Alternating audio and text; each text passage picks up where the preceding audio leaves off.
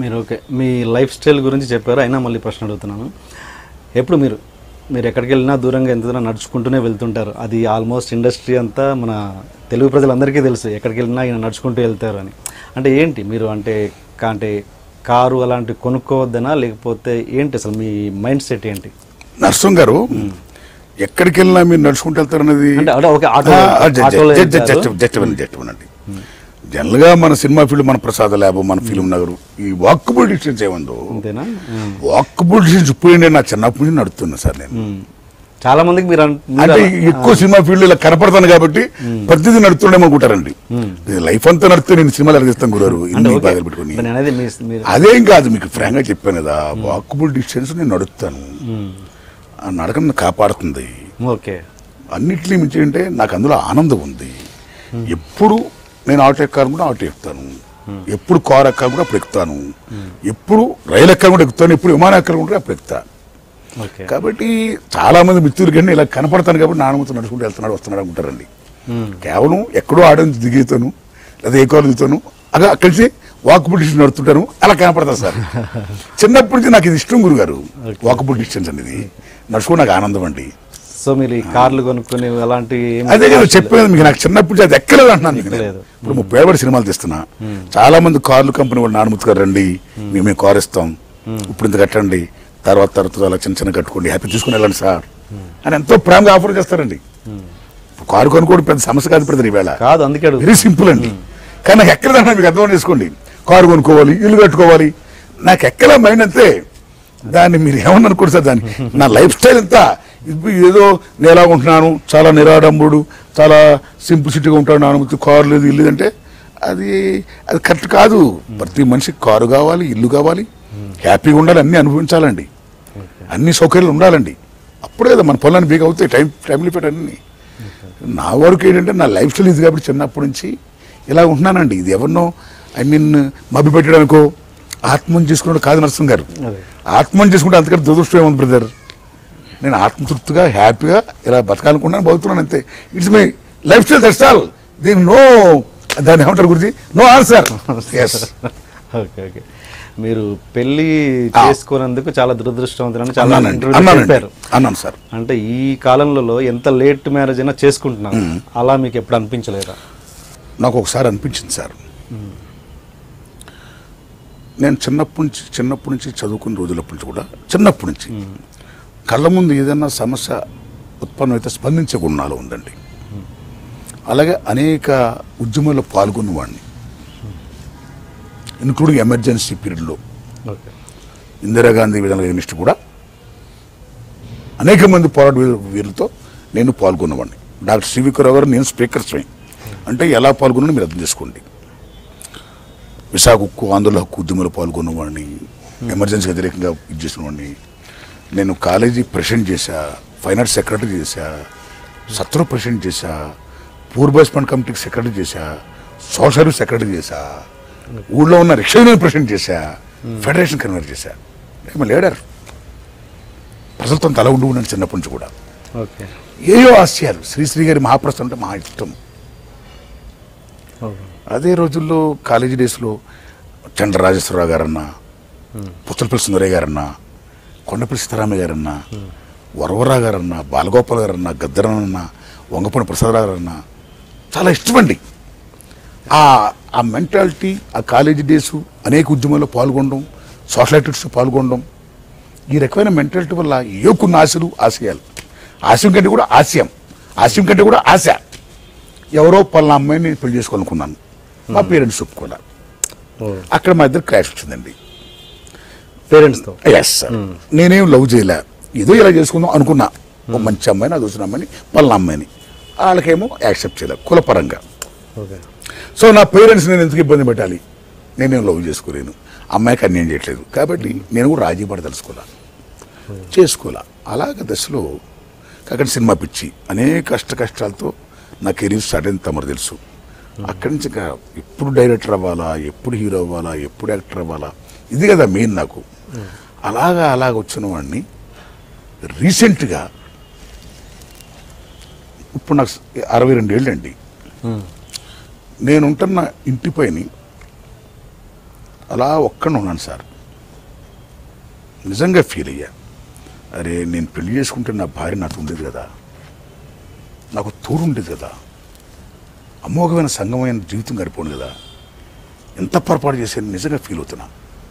ఆ ఫీలింగ్కి ఇన్స్పిరేషన్ ఏంటి గురించి అలా కూర్చొని చూస్తున్నప్పుడు ఏం ఫీల్ అవుతున్నా ఆ టైంలో 2 పక్షులు ఇలా వెళ్తున్నాయండి ఎగురుకుంటా. అలాగే అనేక జంటలు వెళ్తున్నాయి గురుగారు. ఆ జంటలు వెళుతూ వెళుతూ వెళుతూ ఎక్కడికి వెళ్తున్నాయి, ఓ చెట్టును వాలి అక్కడ గూడు ఉంది, గూడులో చేరాయి. నా కళ్ళ ముందు ఆ పక్షులు గూట్లోకి వెళ్ళి నా కళ్ళ ముందు చాలా జంతువులు, ఎలకలు కానీ పందులు కానీ అనేక జంతువులు గుహల్లోకి వెళ్తున్నాయి.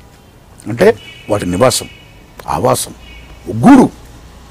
సో పశువులు పక్షులు సమస్త జంతువులు కూడా తోడు కోరుకుంటున్నాయి, నేను కోరుకుంటున్నాయి, ఒక రక్షణ గూడు కోరుకుంటున్నాయి. ఒక మనిషినై ఉండి నేను ఎందుకు పెళ్లి చేసుకోలేకపోయాను, ఒక మనిషినై ఉండి నేను ఎందుకు ఇల్లు కట్టుకోలేదు అని నిజంగా ఫీల్ అయ్యాను సార్. ఆ ఫీలింగ్తో కాసేపు కన్నీళ్ళు గార్చా, పశ్చాత్తాపడ్డా, మళ్ళా రెక్టిఫై అయ్యా. No regrets, there is God, happy, ముందుకెళ్దాం అనిపించింది. అనిపించిన దశలో చాలామంది అడిగినప్పుడు నేను సమాధానం అంటే కూడా నా విజ్ఞప్తి చేయదలుచుకున్న యువతకి, ఓ యువత యువకుల్లారా, ఎప్పుడో జాబ్ వచ్చినప్పుడే మనం డబ్బులు బాగా సంపాదించినప్పుడే పెళ్లి చేసుకుందాం, లైఫ్లో సెటిల్ అయిన తర్వాత అనే అవసరం మీరు రాకండి. ఏ వయసులో జరగాల్సిన ముచ్చట ఆ వయసులో జరగాలి. ఎన్ని అష్టకష్టాలు పడుతున్నా సార్, మీరు జాబ్ సంపాదించే టైంలో కూడా మీకు భార్య ఆ వయసు వస్తే పెళ్లి చేసుకుంటే తోడు ఉంటే మీరు ఇంకా ఎర్లీగా జాబ్ సంపాదించవచ్చు. మీ కష్టంతో మీ నష్టంతో ఆ మహాతల్లి పాలు పంచుకుంటుంది. అన్నిటిని మించి మీ యొక్క జీవన సంగమం ఏమవుతుందో, ఆ లైఫ్ ఏమవుతుందో అమోఘంగా లీడ్ చేయొచ్చు మీరు. కాబట్టి మీరు ఎట్టి పరిస్థితుల్లో కూడా ఎప్పుడో జాబ్ వచ్చేదాకా ఆగి లేట్ అవర్స్లో పెళ్లి చేసుకోవద్దు. ఏ వయసులో జరగాల్సిన ముచ్చట ఆ వయసులో జరగాలి అని నేను యువతను విజ్ఞప్తి చేశా. అది బ్రదర్. కాబట్టి ఇప్పుడు ఏదో చాలామంది అంటారు అబ్దుల్ కలాం పెళ్లి చేసుకోలేదు, వాజ్పేయి గారు పెళ్లి చేసుకోలేదు, నువ్వు చేసుకోలేదు అంత. ఇప్పుడు వాజ్పేయి గారి గురించో అబ్దుల్ కలాం గారి గురించో నేను కామెంట్ చేయదలుచుకోలేదు, ఎవరి పర్సనల్ వాళ్ళదండి. నాకు తెలిసినంత వరకు గురువు గారు, జీవితం అనేది చాలా గొప్పది. సంగమం ఉంటేనే జీవితానికి ఒక అర్థం, పరమార్థం అండి. అదే పరిపూర్ణ జీవితం అండి. భగవద్గీత కృష్ణ పరమాత్మ ఏమంటాడు, ఎవడైతే యుక్త వయసు వచ్చిన తర్వాత ఒక భార్యకి భర్తగా, తర్వాత పిల్లలుగా తండ్రిగా, తర్వాత వాళ్ళ పెళ్లిళ్ళు చేసి బాధ్యత నిర్వర్తించి వాళ్ళకు పుట్టిన బిడ్డల మనవలతో ఆడుకుని ఓ తాతగా సంసార సాగరాన్ని ఎవరైతే ఎత్తుడో, ఈ జీవన సాగరాన్ని, వాడే మోక్షాన్ని అర్హుడు అంటాడు ఆయన భగవద్గీతలో. సో వేరే సంసారం ఏదో నాకు, నేను సంసార సాగరం ఎక్కడ ఇదే నేను. కాబట్టి నాది ఎక్కడ పరిపూర్ణ జీవితం అండి, అసంపూర్ణ జీవితం. కాబట్టి యువత యువకులారా పరిపూర్ణ జీవితం అనుభవించండి. ఓ తోడు ఉంటేనే పరిపూర్ణమైన జీవితం అండి. ఆకాశంలో ఆడదు సగం. పార్వతీ పరమేశ్వరుడు సింపుల్ కదండి, పార్వతీ పరమేశ్వరుడు సింపుల్ కదా మీకు. ఈ కచ్చపేట మనం పూజించే శివలింగం ఏమవుతుందో సింబల్ ఆఫ్ సృష్టి కదా. కాబట్టి ఈ ప్రకృతి ధర్మాన్ని మనం పాటించాలి అని అంటున్నానండి. ఇది నా విజ్ఞప్తి బ్రదర్. కాబట్టి ఇప్పుడు నేను పెళ్లి చేసుకోలేదు కదా, ఇందాక అన్నారు మీరు, ఈ చాలా మంది లేట్ హౌస్లో చేసుకుంటారు కదా, మీరు చేసుకొచ్చదంటే లేట్ హౌస్లో చేసుకుని నా మనసు యాక్సెప్ట్ చేయట్లేదు. కాబట్టి నేను పెళ్లి చేసుకుని నా మనసు యాక్సెప్ట్ చేయక ఆమెను హింస పెట్టాల్సిన అవసరం నాకే ఉంది. ఉయ్యమ్మాయి నేను టచ్ ఆమె టచ్ అవసరం. అది హ్యాపీగా ఉండాలంటే నాకు అలాంటి మెంటాలిటీ కావాలి. ఈ టైంలో నాకు అలాంటి మెంటాలిటీ దొరకడం కోసం ఎతకడం కోసం పెద్ద కార్యక్రమం కష్టం పాయింట్. కాబట్టి గతం కదా, నాకలా ఎవరు ఉండకండి అని నేను విజ్ఞప్తి చేస్తున్నాను సార్. అంటే పెళ్లి అనేది ఒక సెక్స్కి సంబంధించిందే కాదు, ఒక రెండు మనసులు ట్రావెల్ చేయడం కూడా. అదే బ్రదర్, మీరు అర్థం చేసిందా చెప్పాను నేను. మ్యారేజ్ అనేది తోడు, కష్టం నష్టం సుఖంతో అన్ని పాలు పంచుకునేది. అన్నింటిని ముందు సెక్స్ అంటే, ఇక్కడ సెక్స్ అంటే మహాతల్లి పవిత్రమైన కార్యక్రమం. అది సంభోగం, సృష్టికి మూలం, చాలా ఇంపార్టెంట్ కదా. అది ఎంత ఇంపార్టెంటో అలా తోడు కూడా అంత ఇంపార్టెంట్ కదా. కాబట్టి తోడు ఉండడం అనేది, భార్యాభర్తల సంగమం అనేది చాలా గొప్పదండి. అది చాలా పవిత్రమైనది, చాలా గొప్పది. అందరూ అది అనుభవించాలని నేను కోరుకుంటున్నానండి. నేను అనుభవించలేదు, దురదృష్టం నేను. నాకలా ఎవరు దురదృష్టంతులు కాకండి, అదృష్టంతులు ఉండండి అంటున్నాను నేను. కేవలం అదే కారణమా మీరు కుటుంబానికి అంటే చాలా వరకు దూరంగా ఉంటాను? నేనే కుటుంబం దూరంగా ఉండనండి. నేను ఎప్పుడు నా సినిమా రిలీజ్ అయినప్పుడు ఉంటే వెళ్తుంటా, మా అమ్మ నాన్న చూడాలనిపించినప్పుడు వెళ్తుంటా. హ్యాపీగా నా ఫ్యామిలీ, నాన్నదమ్ములు, నాకు చెల్లి అందరినీ మొత్తం నా బంధువులను చూసి వస్తుంటా. నా ఊరు, నా వాడ, నా ప్రజలందరూ చూసి వస్తుంటా. ఐఎమ్ వెరీ తరచుగా వెళ్ళి వస్తుంటానండి. రీసెంట్గా మా నాన్నగారు చనిపోయారండి. సారీ అండి, మా నాన్నగారు వయసు 95 years అబౌవ్ అండి, గాడ్స్ ఫీల్. మా అమ్మ కూడా అబౌవ్ 85 సార్. దేవుడి దేవల్ల మా అమ్మ ఇంకా హెల్తీగా ఉందండి. మా నాన్నగారు చనిపోయారండి. సో మా నాన్న మా అమ్మ గొప్పతనంటే, మా అమ్మ పేరు రెడ్డి చిట్టమ్మ అండి, మా నాన్న పేరు రెడ్డి చెన్నైనాయుడు.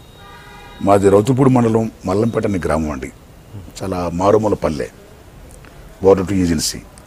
ఆ ఊర్లో ఫస్ట్ బీజేది నేనే. ఆ గొప్పతనం మా అమ్మ నాన్నదండి. గ్రేట్ అండి. ఇప్పుడు అమ్మగారు ఒక్కరే? మా అమ్మగారు మా తమ్ముడి ఇంట్లో ఉన్నారు, మా అన్న ఇంట్లో ఉన్నారండి, మా తమ్ముళ్ళ ఇంట్లో ఉన్నారు. మా అమ్మ very happy, very happy sir. మీ విషయంలో ఏం ఇంటర్ఫీర్ గారండి. చిన్నప్పటి నుంచి మా అమ్మ చెప్పాను మీకు, మా నాన్నగాని నా మనసుకి ఎలా చూస్తే అలా మంచిగా చేయమంటారండి, అంతే పడిచిన మెసేజ్. అసంతృప్తి ఎప్పుడు మీరు తృప్తి ఫీలేరండి, చాలా హ్యాపీ. అంటే నేను దేవుడి వాళ్ళు ఇంత గొప్పగా యాక్టర్ అవుతానని, డైరెక్టర్ అవుతానని, ఎలా అవుతానని వాళ్ళు ఎక్స్పెక్ట్ చేయలే. అందరూ నా గురించి మెచ్చుకుంటుంటే, మా అమ్మ నాన్న వింటుంటే ఆనందపడేవారు, సంబరపడేవారండి. So very very happy. కాబట్టి అంటే ఒక తల్లిగా అసంతృప్తి ఉంటుందిగా, పెళ్లి కాలేదు అది అప్పుడు ఫీల్ అయ్యారు. That matter is over. మా బాబులు ఎక్కడున్నా సరే ప్రశాంతంగా హ్యాపీగా ఉండాలి, ఆయన నచ్చినప్పుడు నేను ఎందుకు ఇబ్బంది పెట్టాలని మా అమ్మ కూడా, మా నాన్న కూడా అడిషన్కి వచ్చారండి. That chapter is over. ఇప్పుడు మీరు ఓకే చిన్న బడ్జెట్లో కొంచెం ఇదవుతున్నారు కదా, మీకు కనుక మంచి బడ్జెట్ దొరికే ప్రొడ్యూసర్ మన సినిమా ఇండస్ట్రీ నుంచి కావచ్చు, బయట నుంచి కావచ్చు, దొరికితే కనుక మీ మేకింగ్ స్టైల్ మారుద్దా? మీ అంటే మీ సినిమాలో ఏమైనా మార్పు జరుగుద్దా? చూడు బ్రదర్,